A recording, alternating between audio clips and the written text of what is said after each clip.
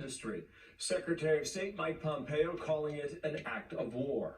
The chairman of the Senate Foreign Relations Committee putting it this way in our last hour. It's an act of war, a clear act of war.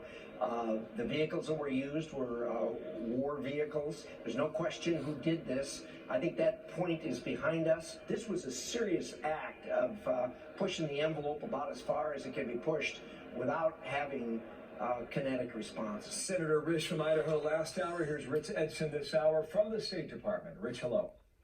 Hey, good morning, Bill. And Secretary of State Mike Pompeo is just leaving the region. He says he's going to return to Washington to give the president information on how the United States should proceed. The Secretary of State just meeting with top officials in Abu Dhabi, also was in Saudi Arabia yesterday where he met with the Crown Prince Mohammed bin Salman.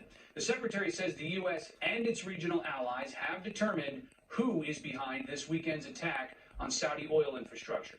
I think it's abundantly clear, and there is an enormous consensus in the region that we know precisely who conducted these attacks was Iran. I didn't hear anybody in the region who doubted that for a single moment. Pompeo added in a tweet that the Iranian regime's threatening behavior will not be tolerated. Though asked whether there is an opportunity for a peaceful resolution, Pompeo said certainly, and that the administration is striving to build a coalition, while he says Iran's foreign minister is threatening all-out war. Iran denies responsibility for this weekend's attack on Saudi Arabia. Iranian Foreign Minister Javad Zarif told CNN that Iran does not want military confrontation either, but that the consequences of a U.S. or Saudi strike would be, quote, all-out war.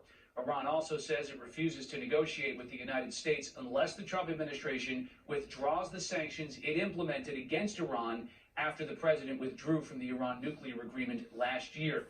Administration officials, however, are promising the opposite. They say there will be more sanctions against Iran. Bill? Thank you, Rich. Rich Edson, State Department. More coming up from there shortly. Thanks.